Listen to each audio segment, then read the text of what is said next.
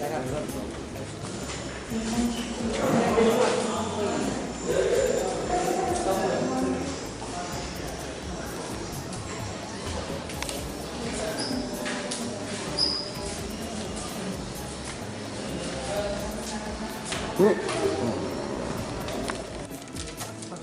আস্তে বলো দো দো দো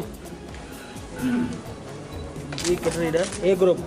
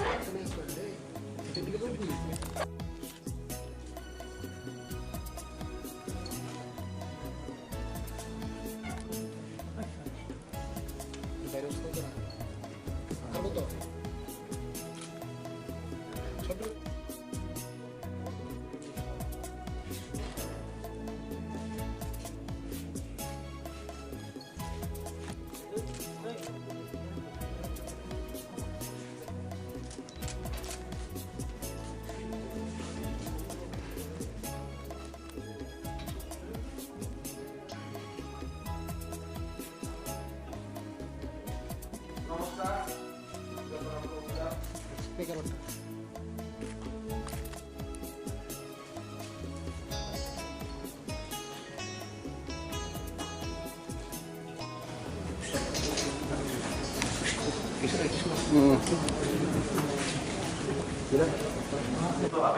আমরা পেশ করেছি এবং আর কি করতে হবে সেটাও জেনে নেব কারণ আমরা চাই ইডিসির উন্নতি যেন ত্বরান্বিত হয় আমরা চাই ইডিসি যেন সত্যিকারের জনজাতি সমাজের উন্নতির একটা অস্ত্র হয় বিগত বহুদিন ধরে ইডিসি একই পার্টির হাতে ছিল এবং উন্নতি যা হওয়া উচিত তা হয়নি এই সরকার চাই আমাদের জনজাতি সমাজের যেমন বড় রং শিক্ষা ক্ষেত্রে হোক কৃষি ক্ষেত্রে হোক মানুষরা যেমন আয় বাড়াতে পারে জনজাতিরা লাভ যেমন স্বয়ং সম্পন্ন হোক বিশেষ করে জনজাতি গ্রামগুলি তাই আমরা 12টা অ্যাসপিরেশনাল ডিস্ট্রিক্ট দিয়েছি এই সরকার আশা করে 12টা অ্যাসপিরেশনাল ডিস্ট্রিক্ট ব্লক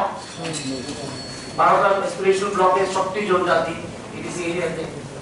ডুমুরনগর হোক গঙ্গানগর হোক রূপসাবাড়ি হোক মুঙ্গিয়াকালী হোক অম্পিনগর হোক আর আমরা চাই যে ব্লকগুলিতে বিশেষ করে জনজাতিরা আগের যে ব্লকগুলি উন্নতি আরো ত্বরান্বিত হবে স্বাধীনতার পর থেকে বিভিন্ন সরকারের যদি বলাইছে স্লোগান বাকি সবই করেছে কিন্তু দুঃখজনক ব্যাপার দুর্ভাগ্যজনক যতটা জোরে স্লোগান দিয়েছে যেন স্লোগান লম্বা স্লোগান হয়েছে বড় বড় কথা হয়েছে কিন্তু কাজে তো কি হয়েছে সেটা আপনারা আমাকে ভালো জানবেন তাই আমরা 12টা ব্লক চিহ্নিত করেছি যারা পিছিয়ে পড়ে আছে তাদের উন্নতি ত্বরান্বিত করতে হয় আর এর জন্য আমরা পদক্ষেপ নিচ্ছি আপনাদের সামনে কাগজ রাখা আছে এবং এবিসি এবিসি অর্থ নাই, আমি শুনি প্রায় এবিসি নাকি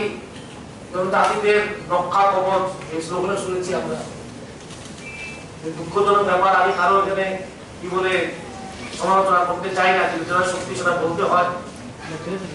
যে সত্যি না বলতে পারি কখন বলবো। সেই রক্ষা কবচ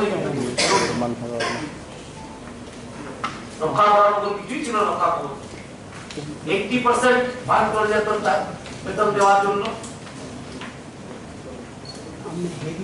10% ফান্ড করে যেত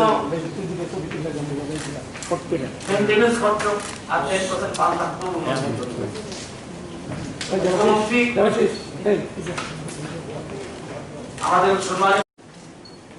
তাদের কৌশল কাঠামো অন্যরকম, সোশ্যাল স্ট্রাকচার অন্যরকম,